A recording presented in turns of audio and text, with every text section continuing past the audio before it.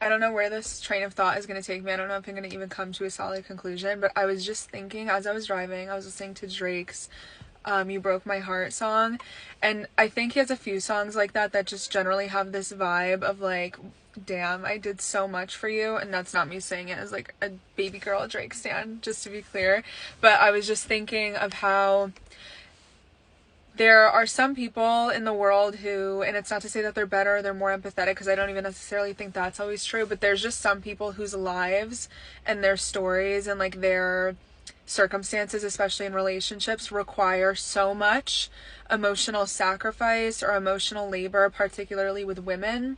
And that often goes overlooked because a lot of the times we measure somebody's efforts in life based off of like what they do for work or how hard they work for money or for success. So a lot of the times mothers or like girlfriends who have been dragged through the mud for 14 years kind of get, after the fact, even shamed more for having gone through an experience where they've given and given and given and given, and people just like kick them down when they're already down, and they're like, well, you shouldn't have done that. Well, you shouldn't have, that's stupid of you to have given so much to somebody, to your husband, to whatever, and like not have anything to show for it.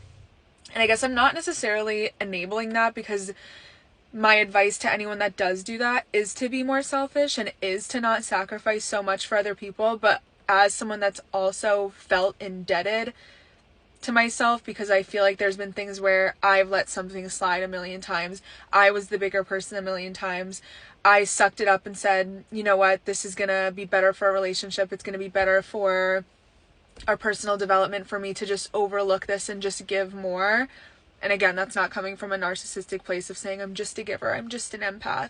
I make mistakes too. We're all human.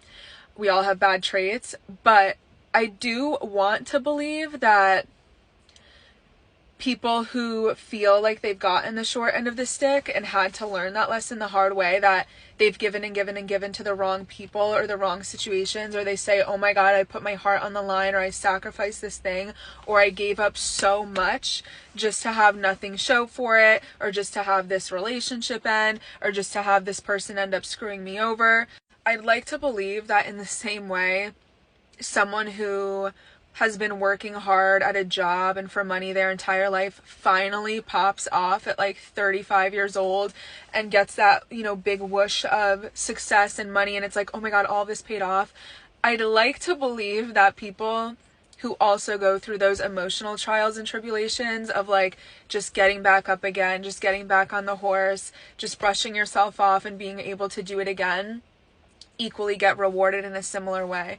And I think we do see this like sometimes with the natural order of things, where like, it's a common trope that we see the girlfriend who we know was like openly abused or going through like awful circumstances with their boyfriend marry like the best person ever, right, when they get out of that relationship. Or again, like through work and money, someone who has taken every odd job and like, said no to all their plans for 10 years to really sit down and hustle. Like, you see the rewards of it. You see the fruits of their labor later. I would really like to believe that that happens emotionally. And I try to keep myself in that headspace, because I think the unfortunate mindset of someone that gives and gives and gives does fall down that narcissistic path of, oh, I'm just an empath. Oh, everybody takes advantage of me. Oh, I give, give, and give, and people always end up screwing me over, and then you become a martyr, and that's where it's like you're in the bad vibes. And in the same way, you can do that with your job, right? Like, you can work extra hard, you can try to do anything for money, and it's very easy to say everybody else has it easier.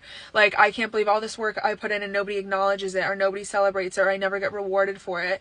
Both forms of work, labor, and effort, whether it's emotional or financial, have a choice to see it that way, or to see it as like, wow, this was really painful and this was really challenging, but I know that this job experience, this thing on my resume is going to be able to really support what I have coming for me in a future opportunity. So I think just like a mindset shift, because I think when someone too is especially this is so like, it's not, I don't know, it's like kind of niche. Like, if you are being abused or you're just in a very awful relationship, it's very easy for you to fall down, especially with TikTok, like these pipelines that really, really, really victimize you beyond the point of just validation that yes, you've gone through something very unfair, and double down so much so to the point where it's like things are so unfair for you. You can do no wrong. You don't need to grow. Everybody else in the world is just awful to you, when that's not the truth. So I guess what I'm suggesting, again, I said I didn't really know where this was going to go. This is an unsolicited advice. It's something I wish I could maybe tell my past self or something, is that everything can be added to your resume, and everything does get put into a bank, good or bad.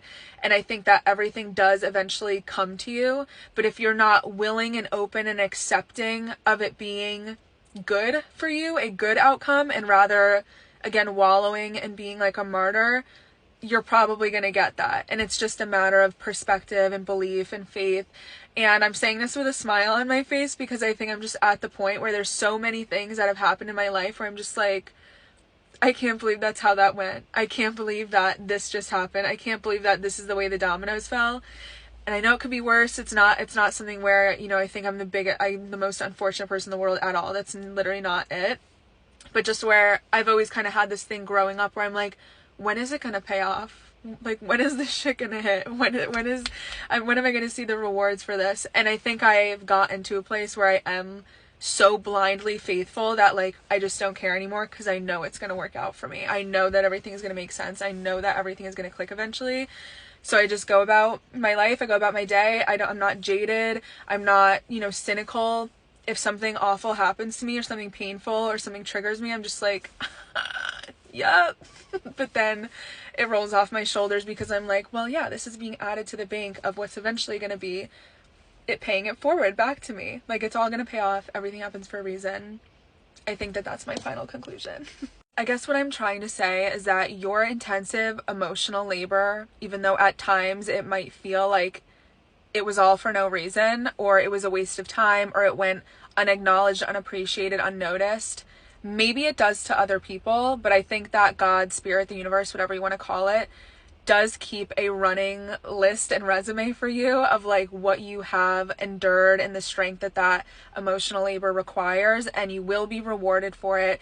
You will be seen and acknowledged for it, and it will all make sense for you later, as long as you allow it to, rather than just feeling bad for yourself and that being the story that you decide on.